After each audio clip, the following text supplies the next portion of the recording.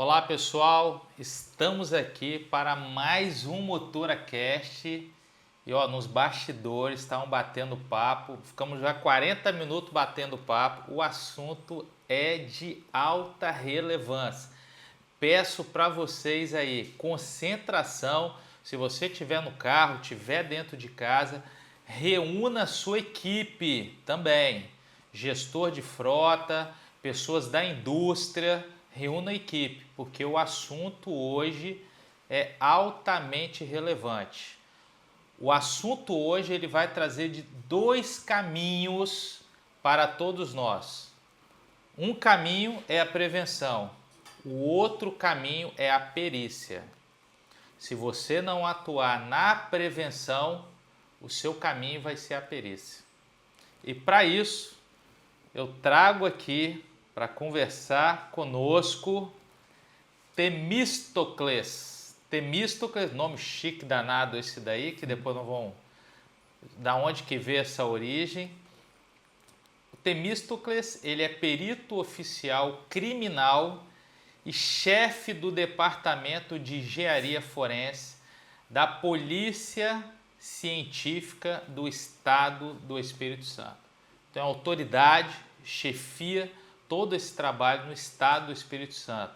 Tem uma formação também altamente relevante, bacharelado em Engenharia Mecânica, é engenheiro mecânico, ele também é bacharelado em Sistemas de Informação, licenciado em Física, também engenheiro de segurança do trabalho, especialista em manutenção, projetos, engenharia de soldagem, avaliação e gerenciamento de riscos de incêndio.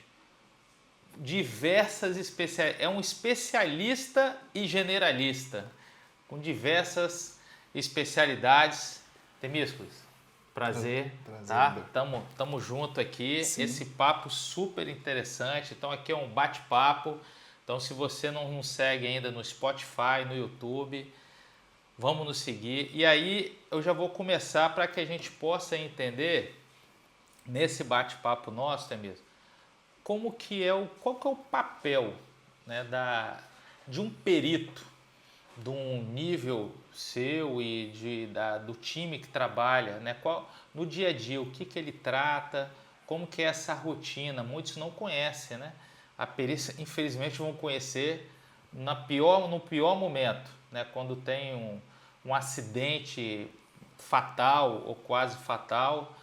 Como que é esse papel aí, Temístocles? A perícia criminal ela é uma atividade realizada por profissionais de diversas formações. Eu atuo na área de engenharia, mas dentro da perícia criminal, que é um órgão de polícia científica, você encontra contador, você encontra físicos, químicos, o próprio médico legista é um perito, ele é um perito médico legista que atua no Instituto Médico Legal, que vai atuar no sentido de buscar identificar a causa jurídica da morte. E especificamente na parte de engenharia, a perícia ela atua com profissionais com formação específica na área de engenharia e buscando sempre fazer uma ponte entre o conhecimento técnico-científico e o conhecimento jurídico, porque o nosso trabalho baliza a atuação de advogados, promotores, delegados e vai fundamentar de forma muito significativa o trabalho do juiz na definição de sentença, culpa, dolo, qualificadores, já que para um profissional que não tem formação específica na área de engenharia, especificamente em um acidente de trânsito, muito dificilmente vai conseguir compreender dentro da visão sistêmica do acidente o que aconteceu, o que é o fenômeno do acidente.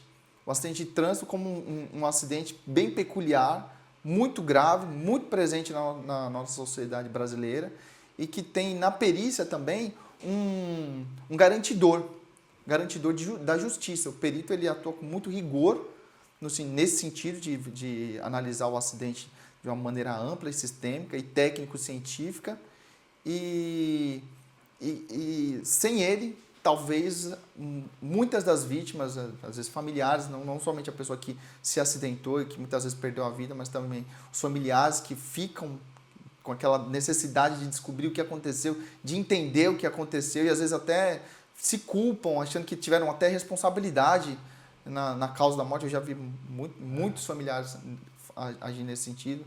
E até agradecer a perícia quando a gente chega a uma conclusão interessante e que tira deles aquele peso da responsabilidade. Eu pensei que eu tinha contribuído, que eu agi de uma forma negligente, não consegui ajudar, mas agora você conseguiu dar para a gente uma compreensão clara do evento. Então é uma atividade assim, bastante ampla, demanda muito conhecimento de diversas áreas. Bom, parabéns para todos os peritos criminais, né, que têm feito uma atividade assim com muito amor, com muita complexidade, com muito conteúdo para elucidação de casos. E agora sim, a gente já estava batendo um papo e por que os acidentes de trânsito e também na indústria ainda continuam? O Brasil, infelizmente, é um dos países com a maior quantidade, né, de acidentes do trabalho e acidentes de trânsito. E aí, na verdade, né, o acidente, foi um acidente ou dava para ser evitado? Queria que você falasse um pouquinho sobre isso, né? Você disse muito bem agora há pouco, mas para todos que estão nos assistindo. Sim, é comum essa percepção da sociedade de que o acidente ele é um evento completamente caótico, descontrolado, imprevisível e que, portanto, não pode ser evitado. E a gente muitas vezes ouve essa fala, foi uma tragédia, a gente não queria que acontecesse. Só que quando a perícia atua, a percepção muitas vezes não é essa. Não é essa de que não queria que acontecesse. Na verdade, muitas vezes a nossa conclusão é exatamente o contrário. Parece que aceitaram o risco de que isso acontecesse. E a gente deixa isso bem claro no nosso laudo pericial, André, porque a gente verifica esse nível de responsabilidade e esclarece no laudo pericial de uma forma técnica, científica, isenta, sem comprometimento emocional, mas com forte comprometimento intelectual, a fim de que as autoridades judiciárias e policiais possam ter uma decisão jurídica acertada e rigorosa no sentido de responsabilizar quem deveria ter gerido o risco, que foi o que ocorreu no caso do acidente. O risco se concretizou. Havia um risco de morte e a pessoa morreu. Havia um risco de lesão corporal e a lesão ocorreu. E diante do que a gente conhece sobre segurança, sobre prevenção, não só no acidente de trânsito, mas nos acidentes em geral, o risco ele pode ser gerenciado, sim. Pode ser gerenciado, ele é previsível, só que quando são os profissionais corretos que fazem esse tipo de análise. Assim como a perícia ela é feita de especialistas, nós também trabalhamos com outros especialistas que nos auxiliam nas análises realizadas após o sinistro. E entendemos que esses especialistas que auxiliam a perícia, muitas vezes são os mesmos especialistas que poderiam ter atuado antes da perícia e evitado que a perícia ocorresse. É meio irônico. É meio irônico, né? Não dedicou um tempo, né, trabalhando na prevenção, vai dedicar um tempo ajudando a própria perícia. Isso é triste, é lamentável. E assim, você mencionou um item bem importante, que às vezes a gente tem um motorista ali no final da linha. E é muito comum as empresas falarem, não, o motorista errou, o motorista falhou, e aí a culpa toda recai sobre o motorista. E pelo que a gente viu, né, e pelo que a gente vê, a maioria dos casos tem a culpabilidade por trás de uma gestão fragilizada, uma gestão muitas das vezes caótica, que não investe na prevenção, no treinamento, na manutenção, né, do veículo e também no comportamento do motorista. A gente vai chegar daqui a pouco em alguns exemplos, né, que você vai citar para a gente, mas o que você vê muitas das vezes nessa questão da gestão? será que assim, as empresas às vezes não têm, uma grande parte delas, né, infelizmente, ainda não tem uma noção das consequências, inclusive criminais, né, que possam recair sobre o responsável legal, responsável técnico da empresa, né, caso seja comprovado culpa após, né, um laudo pericial? Como é que funciona? Como é que você vê isso aí hoje? O acidente ele é um fenômeno multicausal. Ele Perfeito. tem várias causas que, quando confluem em um determinado momento, geram o evento, que é o acidente, e ocasionam perdas materiais, ocasionam perdas de produção e ocasionam perdas sociais.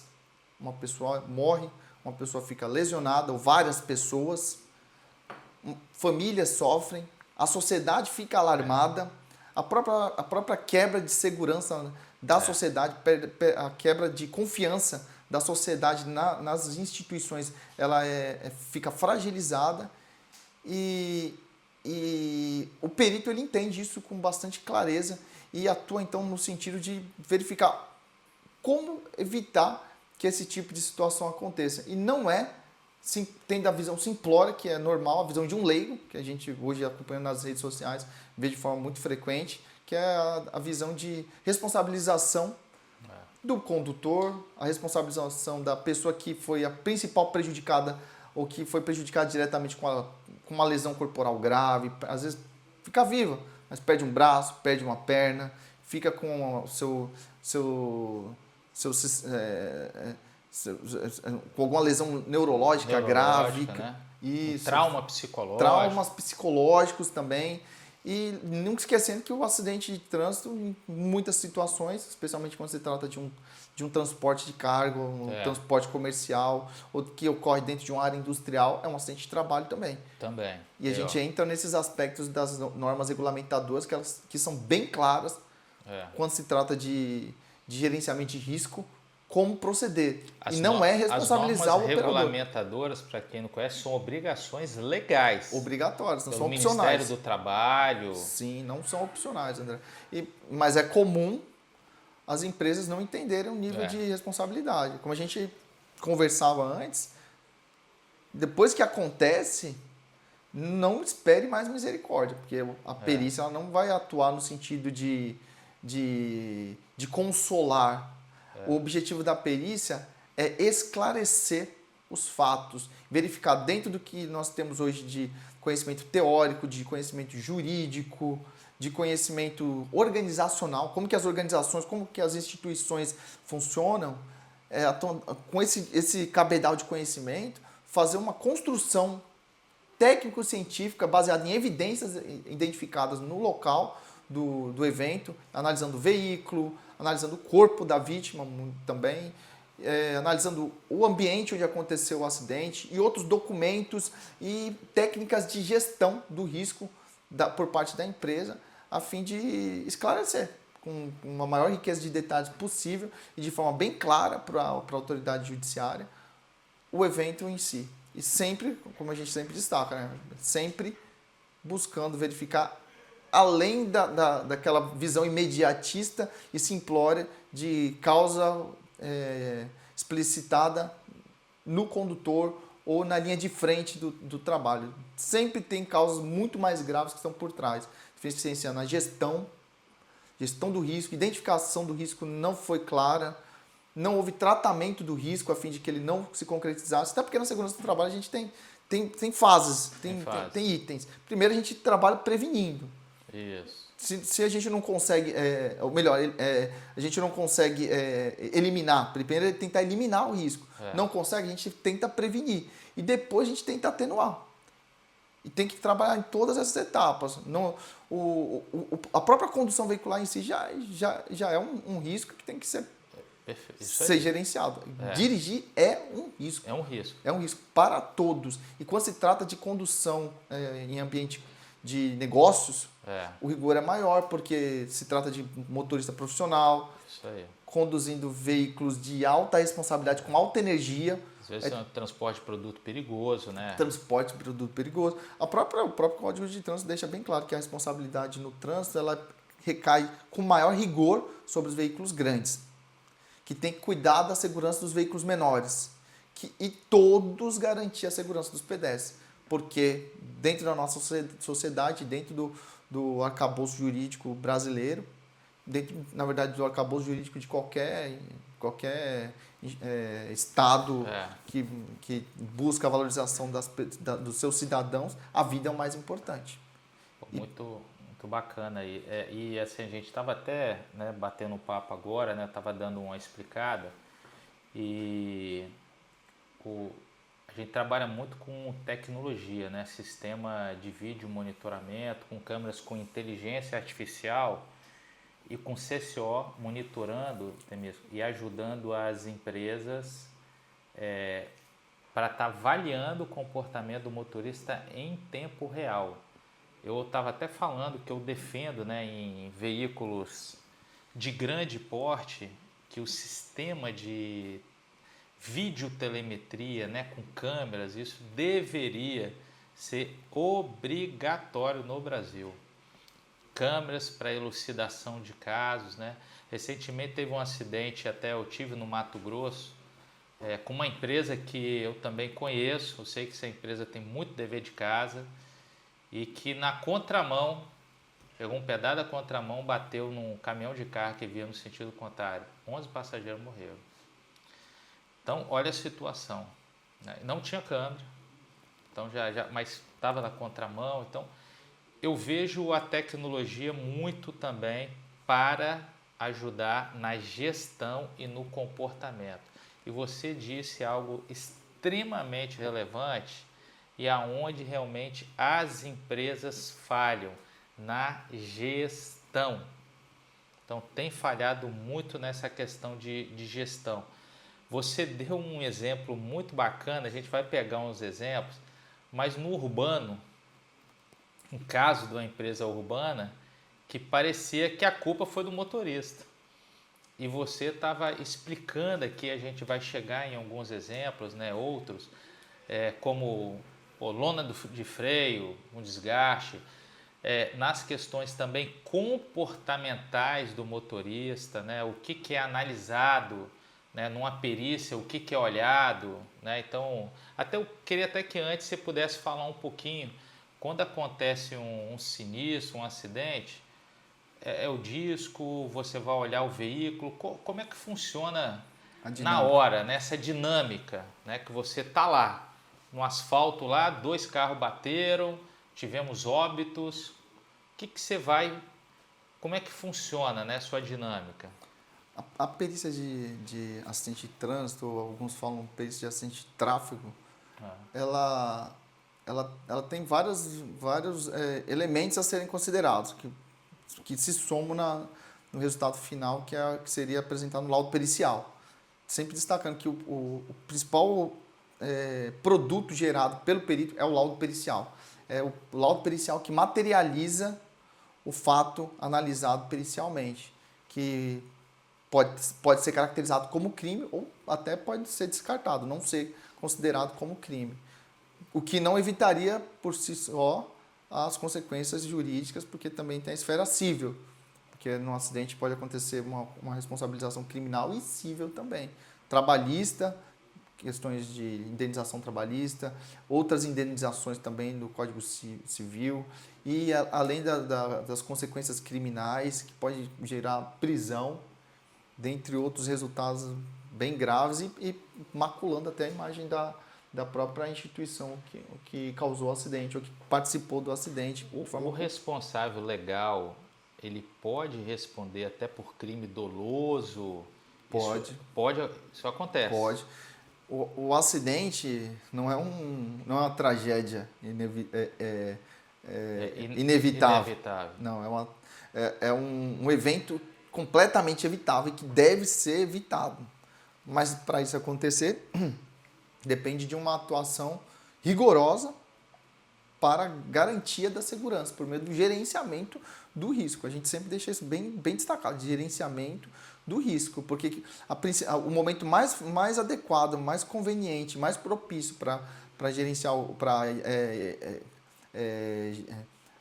tratar o risco é durante a gestão, planejando a atividade, é antes da realização da atividade e depois controlando a fim de que o planejamento, o gerenciamento do risco ele seja executado na prática. Isso. Tem que haver um controle também. Tem que haver um controle. A respeito do comportamento de quem está exposto ao risco. Perfeito. Porque também tem os aspectos de limitação comportamental humana que são naturais e esperados, como memória, atenção, são falhas normais. Cansaço pode gerar situações graves no trânsito, semelhantes à embriaguez. Verdade. Um cansaço excessivo pode levar o condutor a perder a consciência durante a condução e gerar um acidente gravíssimo. Por causa de excesso de trabalho. É uma atividade de condução veicular mal gerenciada. É um risco não controlado que se concretizou. Então, nós atuamos verificando o veículo para procurar deficiências de manutenção, problemas de projeto que pode acontecer também, referentes à fabricação, montagem, construção, problemas de material. Verificamos também a condição de carga, qual era a atividade que era realizada, é importante, porque como a gente destacou também, o acidente de trânsito, ele trabalha dentro de um contexto de uma situação de trabalho, então ele também é tratado como acidente de trabalho. E procuramos então aplicar as normas regulamentadoras para verificar o PGR, que é obrigatório para as empresas fazer o gerenciamento de risco. Programa de gerenciamento de risco, PGR, galera. Olha lá, hein? PGR, importantíssimo. Fazer uma análise rigorosa para verificar todas as consequências e probabilidades dos acidentes que podem acontecer. E o que foi realizado no sentido de evitar esses acidentes. Verificamos desmontando o veículo, às vezes a desmontagem é não destrutiva, às vezes é destrutiva, realizamos exames destrutivos se for necessário, porque quando é requisitada a perícia criminal, o veículo, o ambiente onde aconteceu o acidente, ele fica totalmente à disposição do perito criminal. Quando acontece o acidente, primeiro há um isolamento, há uma comunicação de um acidente, a autoridade policial ela isola o local, muitas vezes por meio de outros policiais que a representam, pode ser investigadores ou policiais militares que também comparecem ao local de acidente, que é o mais comum, é o policial militar presente.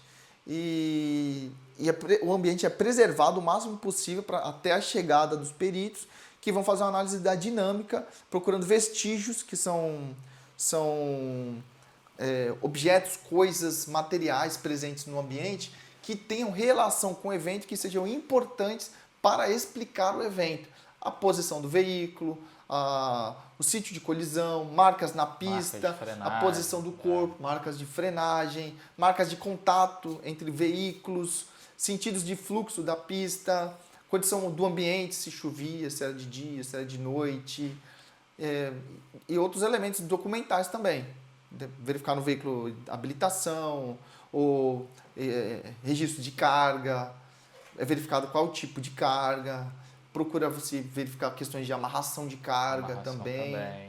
Sempre buscando a jornada de trabalho, né? A jornada de trabalho. Os fatores comportamentais são abordados com bastante rigor pela perícia, porque o perito não pode esquecer que o perito ele é um policial científico, ele é um policial que vai analisar, vai concluir por meio da análise científica dos vestígios, entender um comportamento. A gente faz uma correlação entre vestígio e comportamento. Se existe esse copo aqui em cima da mesa, é porque alguém transportou ele para cá. E ele tem água, alguém colocou água nele. E possivelmente alguém interagiu com ele. Talvez alguém consumiu a água que está no copo, mesmo que parcialmente. Então deixou vestígio, talvez saliva, talvez digitais, outros tipos de vestígios que podem ser interessantes, a depender do tipo de evento que está sendo analisado. No caso de um veículo, a gente vai verificar qual era a velocidade, vai buscar por meio de análise do cronotacógrafo, verificar velocidade e comportamento também. Se aquele condutor ele andava sempre com a velocidade baixa ou muito alta, se ele ficou parado muito tempo antes do acidente, quanto tempo ele parou, e quando ele iniciou o movimento, qual foi o tempo que ele se movimentou até a ocorrência do acidente, se ele se movimentou durante a noite, quantas horas ele ficou em movimento sucessivamente. Outra questão, caso um motorista, né, tenha se envolvido e matou outra pessoa, vocês podem solicitar um exame de drogas, de alcoolemia também? Não, se tiver uma lesão, alguma outra pessoa for lesionada, com certeza vai ser submetida a esse tipo de exame. Sim, sim, vai ser submetido. E, inclusive, muitas pessoas que morrem no trânsito, né, condutores, estão sob efeito de drogas ou de outro tipo de substância, como bebida alcoólica. Identifica mesmo, né? Sim, sim. Então, o exame toxicológico, né, vai fazer esse tipo de verificação. Infelizmente. É um problema que está relacionado também à questão da compreensão do ser humano em seus limites. É verdade. Como o condutor e outros profissionais atuam de forma muito sobrecarregada, então o abuso de drogas é um meio para suportar o desgaste excessivo, jornadas extenuantes, horários inadequados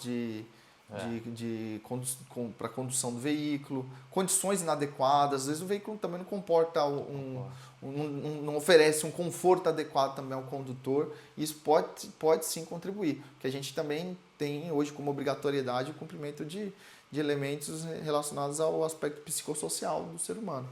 O ambiente de condução do veículo tem que levar em consideração também os aspectos psicológicos. Isso é bem interessante, porque às vezes as pessoas não imaginam que um perito criminal ele vai estar olhando condições psicológicas, psicossociais, comportamentais do motorista. E isso você avalia, é uma questão subjetiva, mas isso daí pode fazer parte, inclusive, do seu laudo pericial, sim. Pericial. É questão subjetiva do condutor, mas a gente consegue fazer inferência sobre a subjetividade daquele profissional por meio de elementos que a gente encontra no ambiente de trabalho. E quanto maior a quantidade de barreiras negligenciadas com relação à garantia da segurança, maior o nível de negligência que é compreendido da parte da perícia. E quanto maior o nível de descomprometimento com a garantia da segurança, mais se aproxima então o acidente de uma questão de dolo eventual.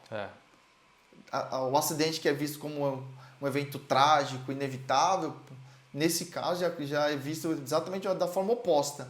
Um evento evitável que foi negligenciado e por isso foi doloso, que é o dolo eventual. Quando ele não atuou no sentido de causar o acidente, os gestores responsáveis pela garantia da segurança não atuaram nesse sentido, mas eles tiveram um nível de negligência tão grave que é aferível pela perícia, que já indica um dolo eventual, uma assunção de risco. Eu assumo que o acidente pode ocorrer, mas se ocorrer, depois eu gerencio o acidente e não o risco.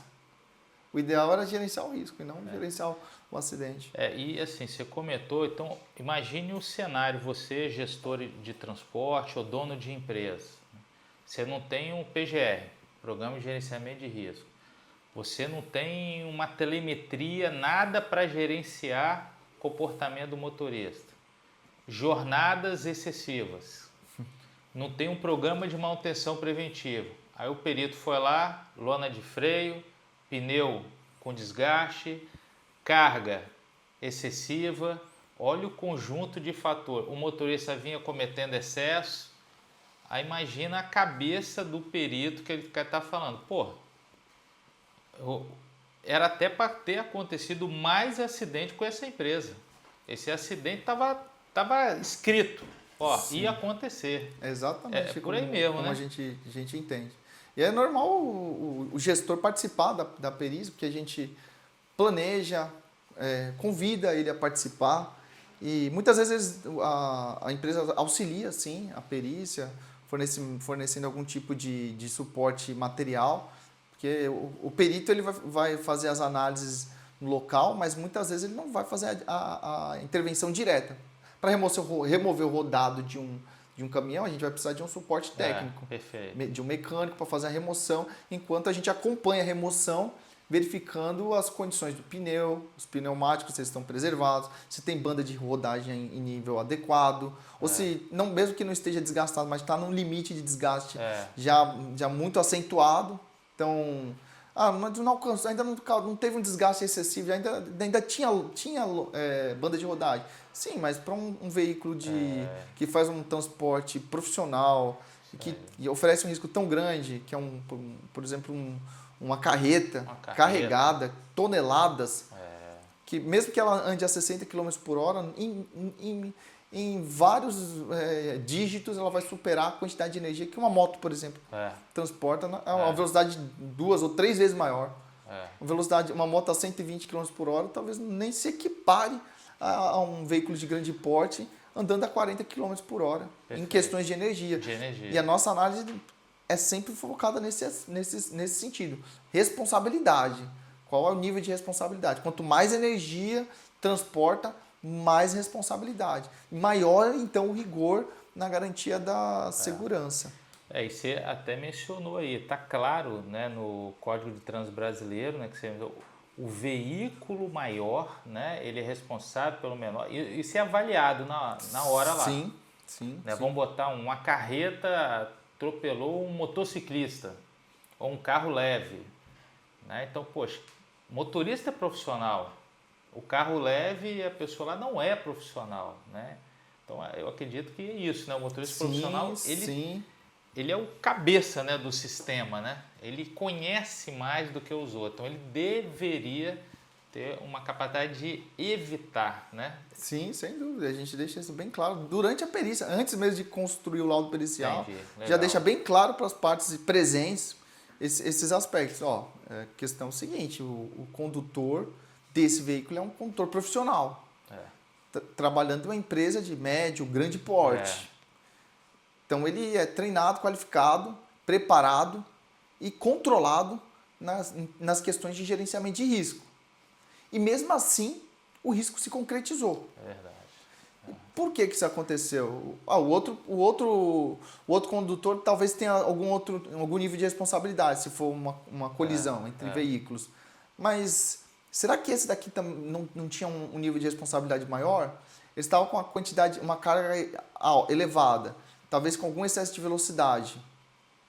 E não atuou no sentido de prever o acidente. Um exemplo é o acidente que acontece com o freio motor acionado. Tem gente que acredita que só acionar o freio motor já vai ser suficiente para controlar a velocidade. Mas se o comportamento do condutor não for adequado, não adianta freio motor. Não vai ser suficiente. O acidente vai acontecer da mesma forma. O caminhão vai trabalhar forçado, com a saída dos gases estrangulada, mas vai imprimir velocidade, mesmo descendo uma pista com uma inclinação acentuada. Então, não basta ter a tecnologia, tem que ter também o comportamento, que é gerenciado por meio de treinamento, qualificação e controle. Lembrando que o condutor ele não é o principal interessado na atividade, a não ser que ele seja o dono do caminhão e trabalhe sozinho. Mas você tem outros gestores por trás, então a responsabilidade acaba que está dividida. E sopesar isso que é muito importante, especialmente na atuação do perito, porque o perito é a pessoa mais adequada, é o especialista mais adequado nesse momento para fazer a análise de responsabilidade, já que o delegado não vai ter o mesmo nível de conhecimento de engenharia, de segurança, de materiais, de equipamentos, de veículos, gestão de risco, para ter uma análise isenta acerca do nível de responsabilidade. Ele vai tender a ver como responsável, assim como a sociedade vê, o leigo vê, o condutor. A sua formação, cara, você é formado em muitas áreas, muitas habilidades. Eu busquei essas formações sempre tentando complementar. Minha formação básica é de engenharia mecânica.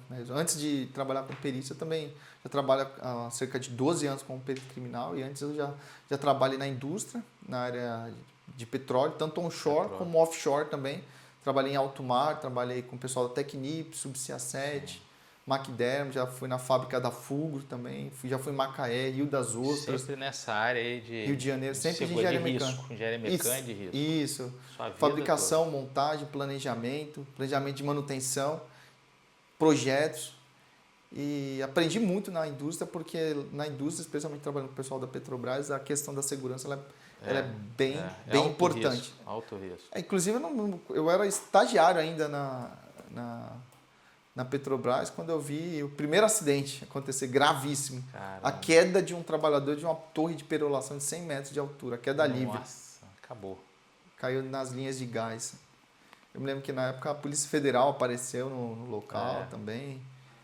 Foi bem triste a situação. Assim, e depois, né, que você terminou ali uma perícia, você concluiu um laudo, deu a raiz da causa, né, que pode ser uma imprudência, negligência, imperícia, eu acredito, ou uma combinação de fatores, né, e colocou suas medidas. Qual que seria o próximo passo, né? Vamos botar uma empresa de cargas, foi lá, houve uma falha, deu causa àquele acidente, aquele óbito ou óbitos.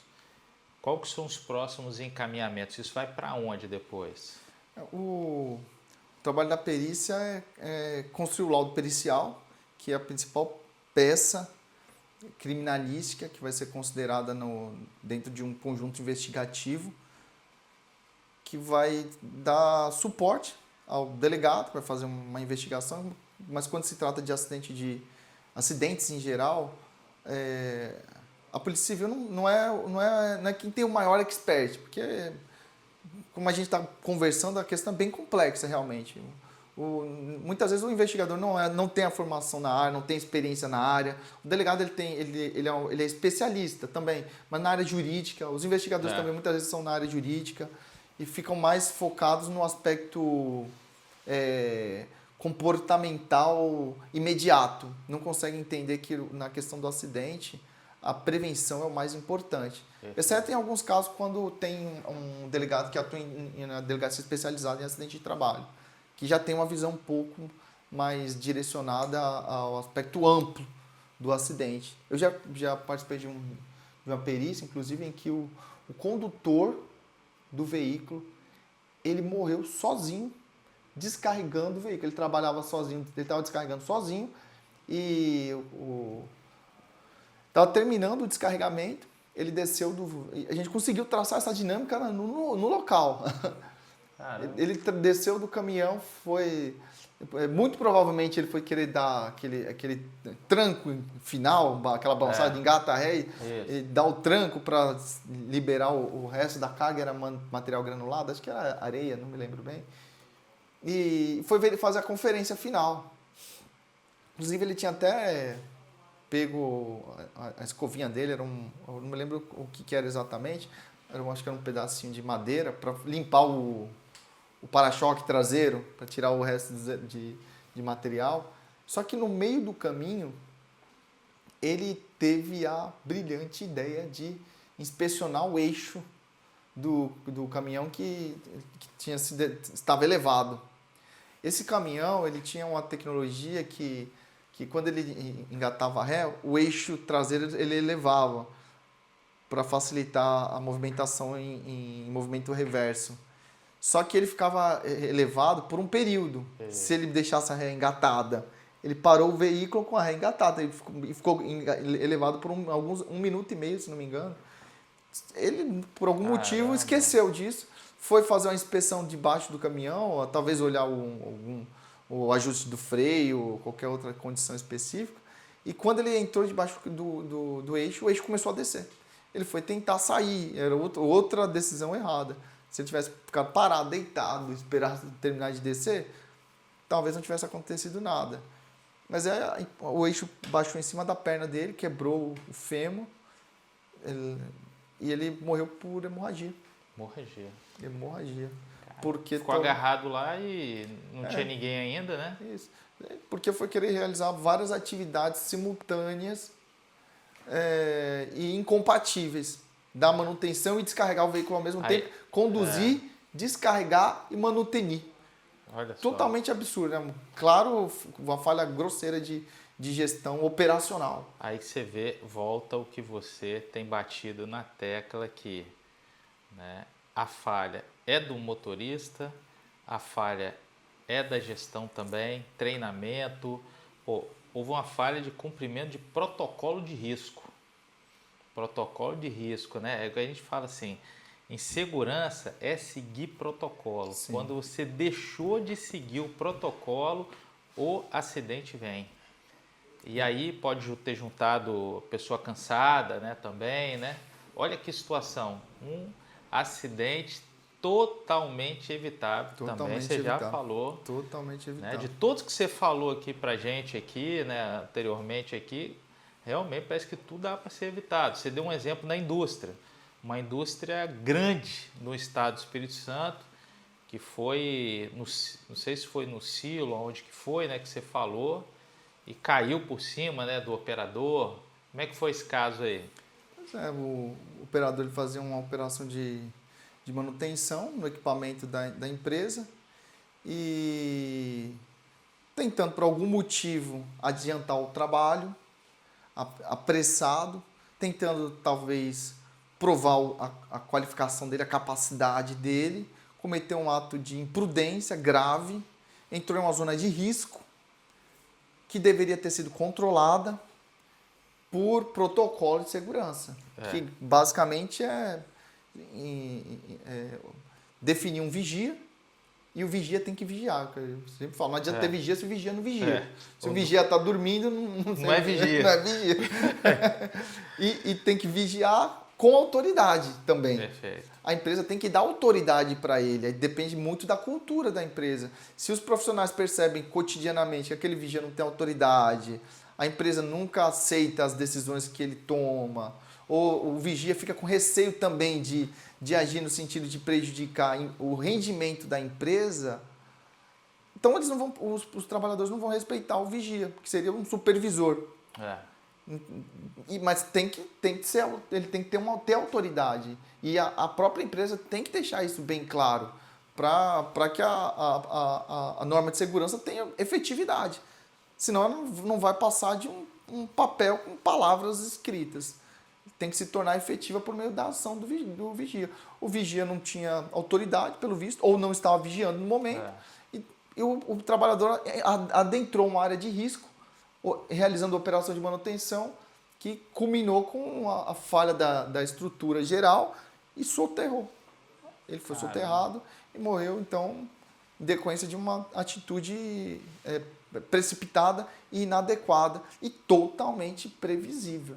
Era um risco completamente previsível. Que se alguém pergunta para qualquer profissional da área industrial, de uma área semelhante, desse tipo de indústria, se havia risco de soterramento naquele ambiente, todos vão concordar. Sim, vai ser unânime. Vai ser unânime. E se o risco existe, a segunda pergunta que o perito vai fazer é: o que foi feito para evitar o risco? Ah, foi feito isso, isso, isso. Se foi feito, por que o risco então se concretizou? A norma está equivocada ou a ação da empresa que foi deficiente? Normalmente é a ação que é deficiente. A norma, muitas vezes, ela é bem rigorosa nesse sentido. Mas quando a empresa ela tem essa visão equivocada de que o acidente é um problema só de quem se acidenta, depois é ela que vai pagar. Vai pagar o acidentado, vai pagar a indenização na área trabalhista, vai receber processo judicial e ainda processo criminal, podendo sair preso. Pode sair preso mesmo. Pode sair preso. Pode sair preso. Viu, gente? Não é brincadeira. Então, hoje o nosso tema é: o gestor tem dois destinos, dois caminhos, ou a prevenção ou a perícia. Aqui está sendo uma aula hoje de um perito que ele está aqui agindo de forma preventiva para vocês. Agora, né, se o Demóstenes for na empresa ou a equipe dele for fazer uma perícia, conversa não vai ser essa não. Com certeza vai ser outro tipo de conversa. Então a gente precisa mudar o nosso mindset. Mindset preventivo, dia a dia. Então isso é bem importante. Tem um outro exemplo que você deu aí agora do transporte urbano, que eu achei bem interessante, que olhando na culpa do motorista. É. E aí, como é que foi essa investigação, Amós? É interessante que quando acontecem os acidentes, né, geralmente gera bastante repercussão, aparece no jornal, É a verdade. gente já fica sabendo a opinião pública com antecedência. A culpa foi do motorista, ele fez a curva com muita velocidade, ó, todo mundo viu, ele estava muito rápido, e se ele tivesse mais devagar, teria evitado. Mas quando a gente vai fazer a análise no local, realmente a vítima morreu porque foi ejetada do veículo, um transporte público, né? Um ônibus de transporte urbano, municipal, intermunicipal, no horário noturno, era por volta de 11 horas ou meia-noite, aproximadamente. A vítima era uma jovem que se preparava para um vestibular, se não me engano, de medicina. Acredito que ela trabalhava também, então estaria bastante cansada. Por isso também alguém poderia dizer que a culpa foi dela. Até isso. A gente brinca, né? Pô, fazer uma perícia para colocar a culpa do cadáver nem me chama. A culpa foi dela que não se segurou. Deveria se segurar firme no ônibus, mas a gente vai sopesando todos esses elementos. Foi em uma curva acentuada, em baixa velocidade, deu para fazer essa análise, tinha tacógrafo no veículo, acho que se não me engano era 40 km por hora. Mas o principal, a gente entrou nas questões de manutenção e questões de projeto também, e de ajuste também das partes componentes do veículo. A vítima ela se encontrava sentada no banco de frente para a porta central do veículo, aquele banco rebatível, e durante a curva, como ela se encontrava cansada, muito provavelmente não estava adequadamente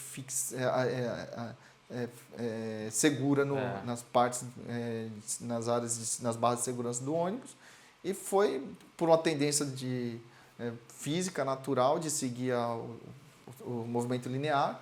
Na curva ela foi projetada contra a porta central do ônibus.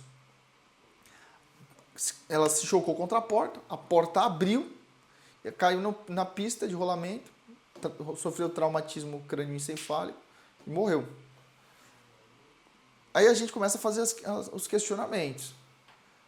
Por que a porta abriu? É um ponto assim, uma questão bem básica. Que o veículo em movimento, a porta não pode abrir.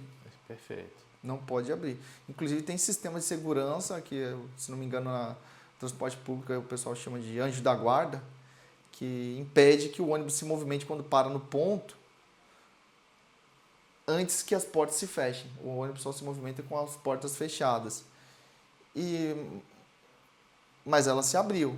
E a gente, fazendo a inspeção na porta, verificou que tinha falhas mecânicas em um elemento de fixação, e percebeu pelo nível de corrosão em um dos assentamentos do outro parafuso de fixação, que esse parafuso já não existia há muito tempo. Caramba! Há muito tempo. Foi encontrado o outro parafuso que rompeu, ou seja, rompeu um parafuso, e o segundo parafuso, eram só dois, que mantinham a fixação entre o mecanismo de abertura e fechamento e a bandeira da porta. Que não foi suficiente. Não foi suficiente, rompeu com impacto. Com impacto. Muito provavelmente por fadiga, né, porque já estava com sinais de fratura anteriores. Que deve ter sido também a causa da fratura do outro parafuso, da ocorrência da fratura do outro parafuso. Uma questão de um parafuso que às vezes a manutenção não dá o devido cuidado, acontece uma situação dessa. E fazendo análise de risco na porta, a gente conversou na época com os advogados que estavam presentes, que aqueles dois parafusos, eles não eram elementos de fixação, porque tem diferença entre um elemento de fixação e um elemento estrutural. Aqueles parafusos não eram elementos de fixação, mas pelo dimensionamento deles e pela insuficiência na manutenção deles, na inspeção, e pela deficiência de projeto na definição da quantidade de parafuso e do dimensionamento dos parafusos, eles estavam sendo tratados como elementos de fixação. mas eles deveriam ser tratados como elementos estruturais. Porque sem eles a porta estaria aberta. Eles eram elementos fundamentais para a manutenção da porta na posição fechada. Sem aqueles dois parafusos, a bandeira da porta ficava louca. Ela abria e fechava sem qualquer controle.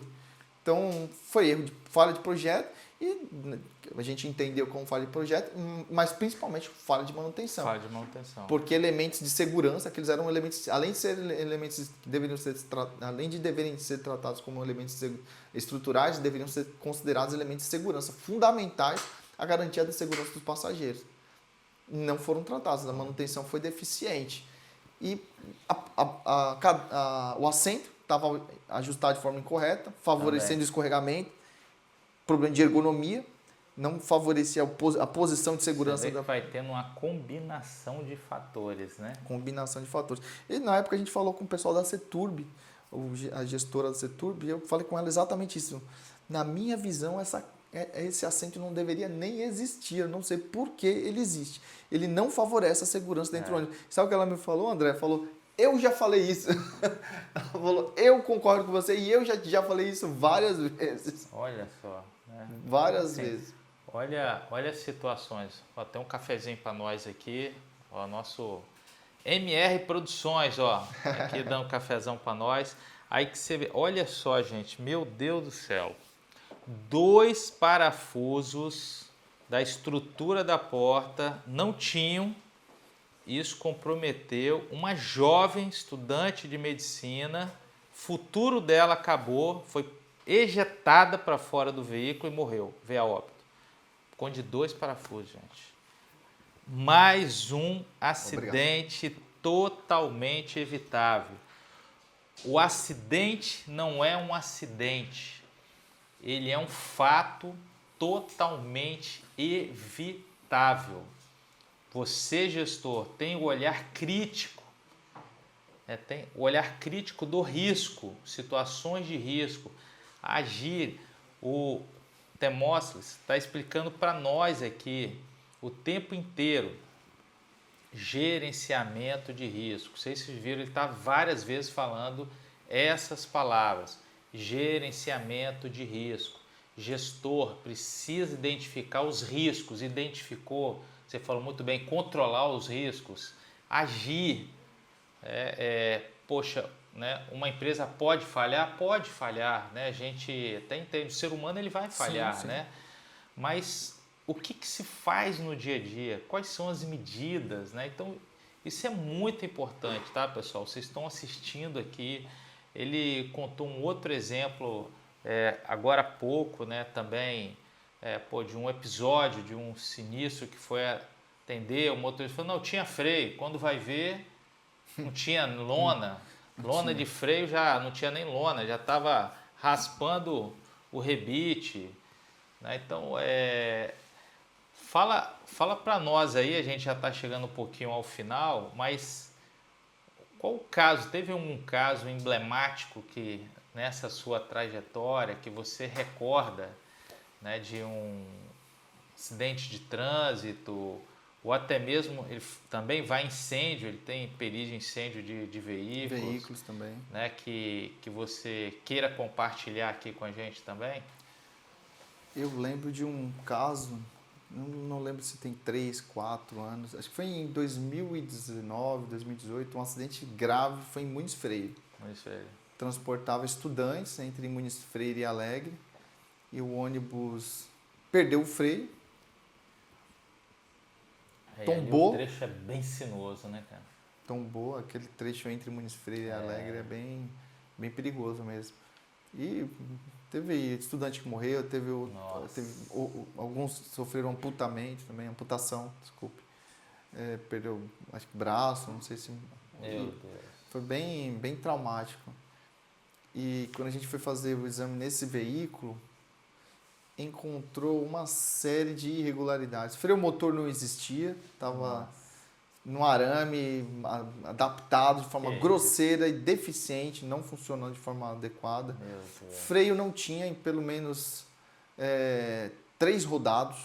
Nossa! O condutor ele tentava segurar o veículo com com o sistema de transmissão. Na marcha. Na marcha. E quando chega para a gente o pedido de perícia, a pergunta é, muitas vezes a gente entende que a autoridade policial ela realmente tem limitações para conhecer, entender o aspecto de engenharia, porque não é a formação dele, né? É normal, completamente aceitável, e por isso que os quesitos que são apresentados para nós muitas vezes não são os mais adequados. Eles fazem perguntas, questionamentos que não atendem à necessidade do esclarecimento do acidente. E nesse caso a pergunta muitas vezes faltou freio. A gente sempre já brincando fala, com certeza faltou freio. Ou por uma questão operacional ou por uma questão mecânica. Ou uma deficiência de manutenção, ou porque o veículo estava numa condição de dirigibilidade que demandava uma capacidade de frenagem que ele não poderia fornecer. Perfeito. O sistema de freio não foi projetado para aquela condição de dirigibilidade. O veículo estava em uma condição de estresse muito acentuado. O sistema de freio ele sofreu um estresse muito acentuado, pode ocorrer uma fadiga de freio, superaquecimento. Superaqueceu. Aí a capacidade de frenagem fica muito prejudicada, que é nesse caso o que ocorreu. E foi a causa. Os tambores azulados, trinca nos tambores acentuadas. Tinha tambor que não tinha mais lona. Não tinha lona. Meu Deus. Tinha sumido dentro do tambor. Aí a causa foi repousada no sistema mecânico, né, de freio do sistema veículo. De freio com deficiência grave, E grosseira. aí o representante legal da empresa, né, do dono do veículo, vai ser responsabilizado, com toda certeza. Foi encaminhado para a responsabilidade, isso vai para o Ministério Público vai para o Ministério do Público. Trabalho. Se o perito é rigoroso nessa análise, imagina como vai ser o promotor quando pegar o laudo do perito e perceber tem um valor gigante. Isso, os judiciários eles levam muito em conta a percepção de risco do perito. Eu me lembro, até ver aqui um exemplo bem interessante de uma perícia que eu fiz em um caminhão que foi colocado em manutenção, e durante a manutenção, ele, por uma ação que ocorreu na oficina, ocorreu um dano grave na cabine, durante a operação de gabinagem. E a pergunta era, de quem é a responsabilidade? Era do mecânico? Foi ele que errou na operação? Ou o problema era do veículo? O que aconteceu? Né? De quem era a responsabilidade? Eu fiz a análise, né? Analisei os cordões de solda, a questão da estrutura, o dimensionamento das peças, percebi que a cabine tinha sido modificada em uma empresa que não tinha certificação, não era fabricante, foi uma modificação que não foi feita pela fabricante, e nós da perícia a gente entende que quem tem mais conhecimento sobre o equipamento é quem fabricou o equipamento. Perfeito. Então a opinião do fabricante ela é importante. Se o fabricante não autoriza e foi feita essa modificação, pesa de forma muito negativa durante a perícia. E se for feito por alguém que não tem autorização, também pesa de forma negativa. E nesse caso, além de não ter certificação, essa operação de extensão, né, estenderam a cabine, a extensão da cabine foi feita de forma deficiente, realmente. Vi que o padrão dos cordões de solda era inadequado, estava com muita descontinuidade nos cordões de solda, só na inspeção visual isso já era nítido, não precisava nem fazer nenhuma inspeção adicional, não precisou fazer LP, não precisou fazer ultrassom para verificar que o cordão de solda não atendia nem nas condições visuais. E o dimensionamento do pistão que fazia a elevação da cabine e as estruturas metálicas que foram usadas na montagem da estrutura da cabine, a diferença de capacidade de carga era muito grande. Nossa. O pistão ele tinha uma capacidade de carga muito superior o limite de resistência das estruturas metálicas. E eu também destaquei que não tinha nenhum sistema de alívio de carga, a operação de gabinagem era uma operação simples, A pessoa que realizou a manutenção era uma pessoa com conhecimentos específicos, era um especialista, tinha experiência, era uma oficina especializada em caminhões. Então, era muito pouco provável que a operação tivesse sido realizada de uma forma inadequada. Existia essa possibilidade? Sim, mas era muito pequena diante dos outros problemas mais graves que eu identifiquei. Não disse de quem era a responsabilidade na época. Hoje eu já deixaria isso bem claro, porque posteriormente eu fui chamado no judiciário. E na área civil, não foi nem na área criminal depois. Foi parar na área civil esse laudo. Caramba, E um juiz da área civil me chamou e eu apresentei todas essas análises para ele, tal, com o meu laudo que foi bem descritivo, foram 19 páginas. E ele me perguntou. Eu falei, excelência, eu não consigo dizer de quem é a responsabilidade, eu consigo apresentar essa relação de probabilidade. E o juiz insistiu. Mas, doutor, falou assim, mas doutor, na sua percepção, dentro do seu expertise, quem que é mais provável que causou? Para ver o nível, como eles pesam a responsabilidade do perito. Como o juiz ele entende que o especialista é a pessoa... Se falou, acabou. Isso. Aí eu falei, bem, diante de toda essa análise, citei os fatos e apresentei o que hoje eu já deixo bem claro sempre no laudo pericial, que é o mais provável. É muito mais provável que a falha tenha ocorrido em decorrência da deficiência do serviço de extensão da cabine. E não da operação de manutenção que estava sendo realizada e no momento da operação de gabinagem. Mais na parte do projeto. Isso, problema de projeto, principalmente. E é por isso que eu também sempre digo, a questão de gerenciamento de risco, ela tem que ser realizada pelo especialista. A gente que atua na perícia, a gente tem uma compreensão assim, muito clara sobre esse conceito de especialista. O especialista é o profissional que tem os conhecimentos necessários para atuar em determinada atividade. Ser especialista não é simplesmente ter conhecimento de uma área de conhecimento apenas, de uma área científica apenas. Não é ser só físico, só químico, só engenheiro, só médico. Tem atividades profissionais que demandam conhecimento de todas essas áreas no nível de profundidade adequado. Tem empresa que vai fazer um gerenciamento de risco, não pega um engenheiro, uma pessoa com formação em engenharia de segurança do trabalho, às vezes pega a pessoa que é um administrativo para fazer montar lá, ou um prático, na melhor das boas vontades, mas não tem todo o conhecimento para preparar. Vai ficar deficiente. Vai ficar deficiente, né? Não vai analisar todos os riscos, a gravidade, né? A probabilidade, igual você disse. Aí quando acontece o acidente, vai ser como a gente tinha falado. Mas nunca aconteceu antes. Nunca aconteceu antes. Nunca aconteceu antes. Eu falei, agora aconteceu. E por que aconteceu? Porque não foi previsto isso. E não foi prevenido. Agora tem perícia. Gente, é muita coisa. Eu tô vendo aqui, depois assim, se você aceitar o convite, porque eu acho que a gente precisa dar palestras para as empresas, para os gestores, vou aceitar o convite, né, para a gente poder... A gente precisa amplificar, reverberar esse tipo de tema. Tem alguns cursos online que a gente também, eu estou querendo promover para levar mais informação e prevenção, né, para as empresas que estão conosco, né, e também para aquelas outras que nem estão conosco, mas estão com outra empresa de telemetria. Eu sempre digo que, e eu sigo essa prática, quando o assunto é segurança, é vida, tá todo mundo junto. Sim. Sempre tem que ser isso, né? E eu sigo muito, eu passo muita informação para as outras empresas, porque é vida, não tem... Gente, exemplos banais que foram ditos hoje aqui de pessoas que perderam a vida. Vamos pegar o exemplo que você deu do ônibus de Muniz Freire, levando jovens...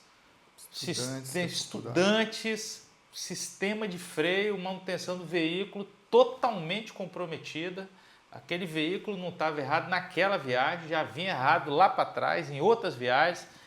Então o negócio ele é sério, né? Então, com diversas empresas de transporte no Brasil, então precisamos trabalhar na prevenção para que o outro caminho não seja a perícia. Que se chegar na perícia, o gestor, o responsável legal, pode responder criminalmente e os negócios serem encerrados. Então, o assunto ele é bem sério, né? E o pessoal não consegue, às vezes, sentir o peso disso. Ouvindo a gente que trabalha na perícia falando, parece que a gente atua perseguindo um profissional, uma empresa, um gestor. Não é isso. Eu já atuei várias vezes em situações em que o familiar está presente.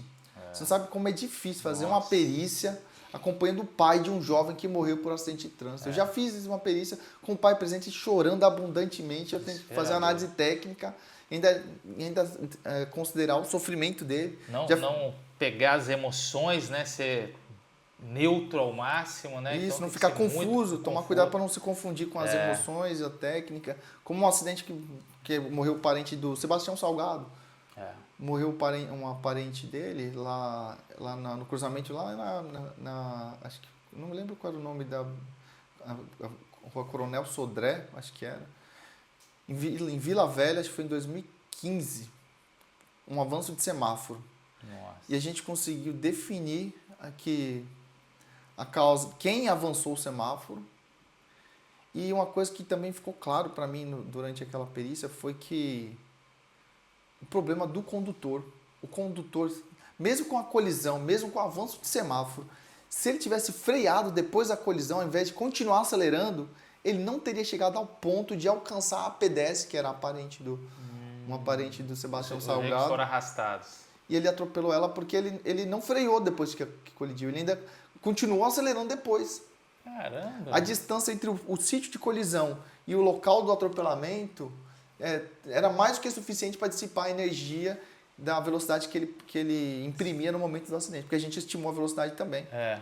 A velocidade poderia ter sido dissipada durante a frenagem após o acidente. Então ele cometeu o erro de avançar o semáforo e ele claramente não tinha perícia para conduzir o veículo. Faltou técnica também. Faltou técnica. E a técnica, quando se trata de um motorista profissional, a técnica vem com treinamento. A gente fala, treinar é prática e repetição. Isso. É assim. E o gestor que treina com comprometimento, com a qualidade, com o resultado, porque a gente entra sempre nos seguintes pontos. O treinamento ele visa garantir não simplesmente a capacitação, porque a capacitação vem com habilitação. Se ele é habilitado para conduzir profissionalmente, ele é capaz, ele tem a capacidade, ele consegue. Mas entre conseguir e conduzir com qualidade e uma garantia de segurança necessária, ele depende de um treinamento. O que dá qualidade é treinamento. Treinamento. Tem profissionais que buscam isso por conta própria. Mas muitos não fazem isso. Não fazem porque a gente sabe que não é todo profissional que também tem uma aptidão natural para a atividade. Tem condutores que são exímios naturalmente. Eles buscam o conhecimento, quer treinar, quer conhecer. Ele busca essa qualificação para oferecer um serviço de qualidade. E a qualidade é definida pela própria empresa. Qual o nível de qualidade que você deseja para o serviço que você está vendendo, para o serviço que você está prestando? Eu verifico isso pelo nível de treinamento das pessoas que trabalham. Se acontecer o acidente, e a depender do nível de falha humana que ocorreu, se foi muito grosseira, então a deficiência de treinamento também foi grosseira. Então o comprometimento com a qualidade e com a segurança, grosseira, beirando muitas vezes o dolo eventual. Então, olha só, pessoal. Gestor de frota, quantas horas esse ano de treinamento os seus motoristas participaram? Quantas horas cada motorista participou? Esse ano o tempo médio de treinamento, ou treinamento prático em sala de aula foi o quê? 10 horas, 16 horas, 20 horas, 40 horas? Ou não foram treinados? Então, fica aqui a dica, mais uma dica. Treinamento, ele fala com a prevenção e se distancia da perícia. A gente vai encerrar. Antes eu tenho um brinde para deixar para você. vou pedir aqui para o nosso amigo, está aqui essa sacolinha aqui, os nossos convidados recebem um brinde. Normalmente aqui a gente entrega o brinde e a gente sempre entrega um livro também. Ah, excelente. Tá? Eu gosto demais. E tem aqui eu vou deixar para você abrir, tá aqui, tem um livro aqui, tem um mousepad. Esse livro eu já li esse livro. Eu vi que você também, ele é um atleta.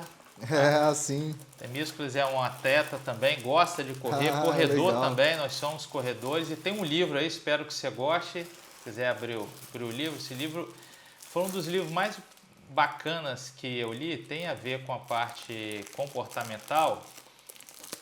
Creio que você deva gostar, não sei se você já leu. Sem dúvida. Mas é um livro famoso que ele... Hábitos Atômicos. Hábitos Atômicos, né? E não li, tem a ver, esse livro é fantástico, tá? É best-seller, tem a ver sobre mudanças comportamentais, mudanças de hábito que transformam as pessoas, né? E como a gente está falando aqui, né, de comportamento humano, mudança de hábitos, sair da zona de conforto, né? O hábito é um comportamento repetitivo que se tornou um hábito. A palavra diz isso, né? Mas o ser humano ele tem hábitos saudáveis e hábitos não saudáveis, né? Então é essa transformação, e esse livro ele é muito prático, ele é muito bacana, tem um mousepad também, tem uma sacolinha da Motora aí para você. Ah, legal. Tá? Tem umas canetinhas aí, tem dois aí, né? Um para você, depois se quiser presentear, tem a canetinha aí da Motora legal. Também. Tá? Aí, ó, um aí, o mousepad para estar utilizando, e a sacolinha, ó, sacolinha para ir para as corridas aí. O livrinho aqui, ó. Livrinho.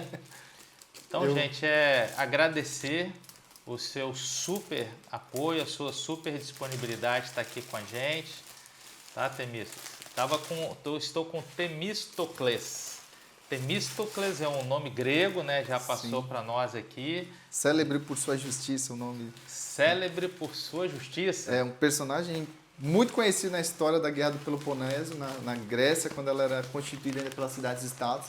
Eram atenienses, né, que fez a defesa do território ateniense por meio de uma estratégia marítima, defendendo a costa, a cidade-estado da invasão de Xerxes. Tem inclusive um filme, o pessoal chama de 300, né? Os 300 tem o segundo filme, que o pessoal vê como continuação do primeiro, que o pessoal chama o segundo 300, né? Sim. Que tem o protagonista é o Temístocles. Temístocles. Então, você vê, seu pai, quando deu esse nome, não sabia que você ia virar um perito e se envolver com a justiça. Sim. Olha, rapaz, é um negócio... E é um trabalho que eu realizo assim, com muito amor, muita paixão, porque eu valorizo muito o conhecimento.